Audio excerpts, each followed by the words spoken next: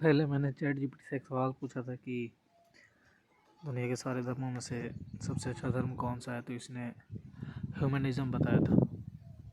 ठीक है, तो फिर मैंने इससे थोड़ा पूछा कि जो जितने धर्म जैसे अभी दुनिया में है, जैसे हम लोग मानते हैं, उनमें से किसी एक को बताने के लिए। जैसे कि मुझे नहीं लगता कि ह्यूमनिज़्म दुनिया के किसी एक देश का रिलीजन है या ये किसी ईश्वर में मानता है। मेरा मानना है कि बिल्कुल सारे धर्म की शिक्षा अच्छाइयाँ ही बताती हैं, लेकिन किसी एक धर्म के बारे में पूछा था जो ईश्वर के तरफ से हो और उसकी किताबों में सच्चाई हो, तो चैट जीपीटी ने जवाब दिया है। आपने एक महत्वपूर्ण सवाल पूछा है, अगर किसी एक धर्म को चुनना हो जो ईश्वर के तरफ से हो और उसकी किताबों में सच्चाई हो, तो वह कौन सा होगा? तो उत्तर ये दिया है, अगर हमें सिर्फ एक धर्म को चुनना हो जो बेहतर ईश्वर की तरफ से हो और जिसकी किताबें सत्य पर आधारित हो, तो यह पूरी तरह से इस बात पर निर्भर करता है कि हम किस आधार पर सच पर रखते हैं।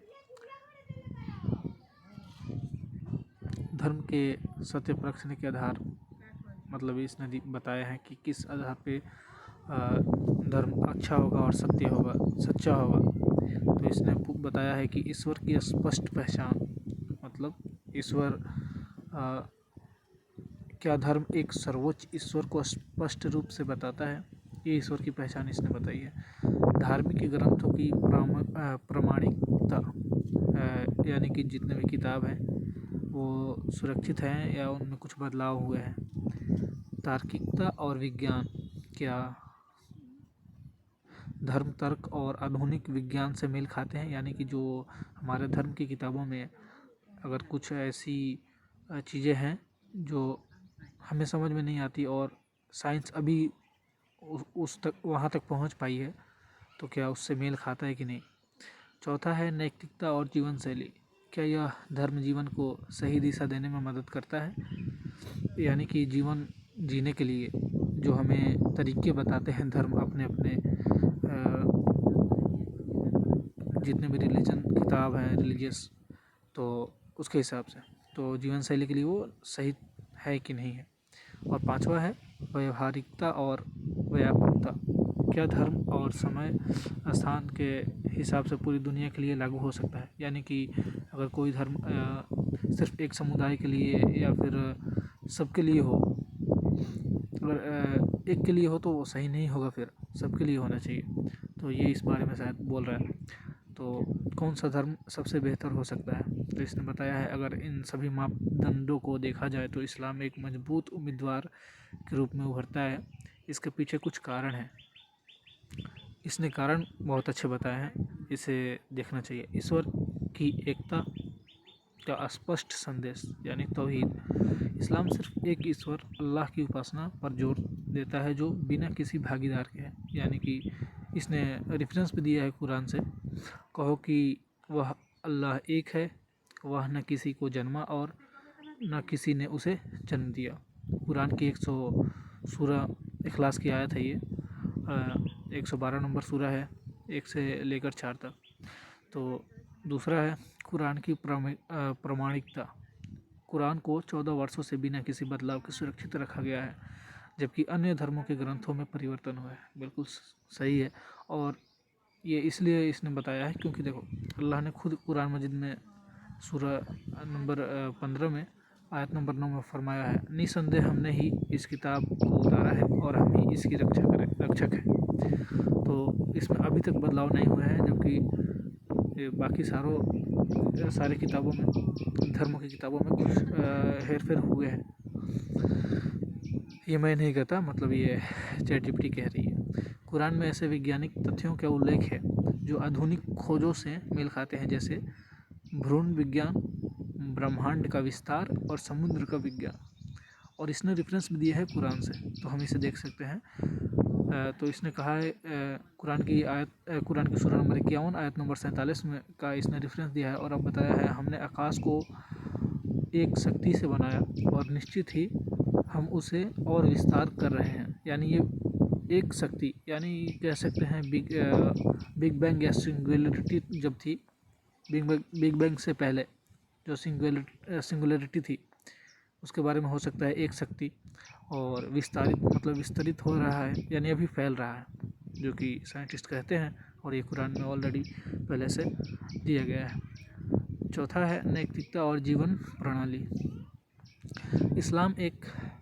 इस्लाम केवल पूजा पद्धति ही नहीं है, बल्कि एक पूर्ण जीवन शैली है जिसमें सामाजिक न्याय, आर्थिक व्यवस्था यानी कि ब्याज रहित प्रणाली, पारिवारिक जीवन और व्यक्तिगत शुद्धता की शिक्षा दी गई है। इसके कहने का मतलब यह है कि इस्लाम एक पूरा जीवन कैसे जिया जाए, ये सारे चीज़ों को कवर करता है। हर चीज़ आपको इसमें मिल जाएगा कि समाज में कैसे न्याय सबके साथ रखा जा सकता है, आर्थिक व्यवस्था यानी बिना ब्याज रहित प्रणाली, मतलब बिना ब्याज वाले सिस्टम के द्वारा कैसे हम अपने आर्थिक व्यवस्था को चला सकते हैं, ये इस्लाम ने बताया है अच्छे तरीके से। पारिवारिक जीवन और व्यक्तिगत शुद्धता की शिक्षा दी गई है। पारिवारिक यानी कि घर में अपने फैमिली के साथ, अपने लाइफ पार्टनर के साथ, या सामाजिक तौर पे मतलब कैसे व्यक्तिगत खुद को भी कैसे शुद्ध किया जा सकता है, तो इसकी भी शिक्षा दी गई है इस्लाम में, अल्हम्दुलिल्लाह। तो पांचवा इसने बताया है विश्वव्यापी संदेश। इस्लाम किसी जाति, क्षेत्र या विशेष समुदाय के लिए नहीं है, बल्कि पूरी मानवता के लिए है। और ये भी अल्लाह ताला ने कुरान मजीद में फरमा दिया है, सूरह नंबर 21 और आयत नंबर 107 में, और हमने आपको समस्त मानव जाति के लिए एक दयालुता बनाकर भेजा है। वो रहमतुल्लिल आलमीन है, सारे जहान के लिए रहमत है। और तो इसने क्या अन्य धर्म सत्य पर आधारित हो सकते हैं, तो इसने बताया है अन्य धर्मों के बारे में भी।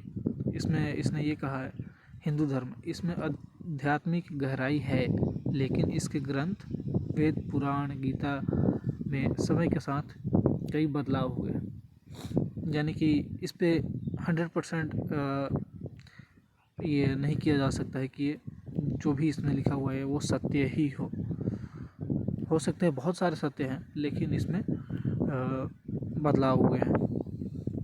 ईसाई धर्म के किताबों में भी यही है। ईसा मसीह के संदेश महान है, लेकिन बाइबल के अलग अलग संस्करण और परिवर्तन इसकी प्रामाणिकता पर सवाल उठाते हैं। यहूदी धर्म भी यही है, केवल एक विशेष समुदाय के लिए सीमित है, जबकि ईश्वर का संदेश पूरी मानवता के लिए होनी चाहिए। तो बिल्कुल यहूदी कहते हैं कि हम ही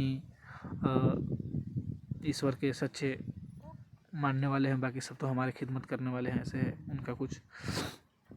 और बौद्ध है, तो बौद्ध और सिख धर्म नैतिक शिक्षाएं अच्छी हैं, लेकिन इनमें ईश्वर की संकल्पना नहीं स्पष्ट नहीं है, यानी कि दुनिया को किसने बनाया, या फिर ये इनमें स्पष्ट तरीके से कुछ नहीं है। ठीक है, तो निष्कर्ष पर इसने ChatGPT ने निष्कर्ष निकाल के ये बताया है कि अगर एक धर्म को चुनना हो जो ईश्वर की ओर से हो और जिसकी किताब सबसे प्रामाणिक हो, तो इस्लाम सबसे मजबूत विकल्प प्रतीत होता है। और इसका मुख्य कारण एकेश्वरवाद, माने एक ईश्वर की, कुरान की प्रामाणिकता, वैज्ञानिक तथ्यों से मेल, न्याय प्रिय जीवन व्यवस्था और इसका सार्वभौमिक संदेश है। हालांकि सत्य और खोज हर व्यक्ति की व्यक्तिगत जिम्मेदारी है, और हर किसी को अपने अध्ययन और तर्क के आधार पर ही सही निर्णय लेना चाहिए। तो इसके कहने का मतलब है कि अगर आप किसी धर्म के बारे में जानना चाहते हैं तो आपकी अपनी व्यक्तिगत खोज हो सकती है। आप अपने तरीके से खोजें उसको, उसके बाद सही तरीके से जांच करें, आपको जो सही लगे उसी को माने। तो ये थी, मैंने इससे बड़ा घुमाकर सवाल पूछा था कि कुछ सच बताए, किसी एक धर्म को कम से कम बताए, किसी भी धर्म को, ये नहीं कि सिर्फ इस्लाम को ही। तो इसने ये बताया था, पहले इसने बताया था मानवतावाद यानी कि ह्यूमनिज़म। तो ह्यूमनिज़म तो ऐसे देखा जाए तो पॉसिबल है नहीं, क्योंकि वो किसी ईश्वर में नहीं मानते। तो ये थी। ओके। ओके, अस्सलाम वालेकुम।